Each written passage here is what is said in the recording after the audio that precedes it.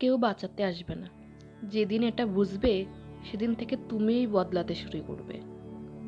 রাতে একা কাঁদো, সবাইকে হাসি দেখাও, ভেতরে ভেতরে ভেঙে পড়ো, তবু কেউ জিজ্ঞাসা করে না তুই সত্যিই ভালো আছিস।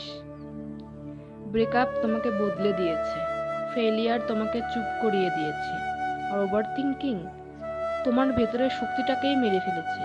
কিন্তু শ্রীকৃষ্ণ বলেছিলেন, যে নিজেকে জয় করতে পারে পৃথিবীর কোনো শক্তি তাকে হারাতে পারে না। মানুষ তোমাকে অবহেলা করবে, বিশ্বাস ভাঙবে, একদিন সবচেয়ে কাছের মানুষটাও ছেড়ে যাবে।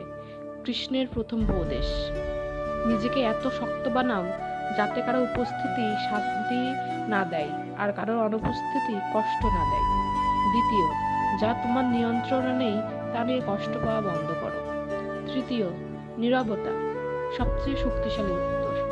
চতুর্থ, নিজের মূল্য কখনো ভিক্ষা চেয়েও না। আর পঞ্চম উপদেশ সবচেয়ে ভয়ঙ্কর, যেদিন তুমি একা হাঁটতে শিখবে সেদিন পুরো পৃথিবী তোমার পথ আটকাতে ভয় পাবে।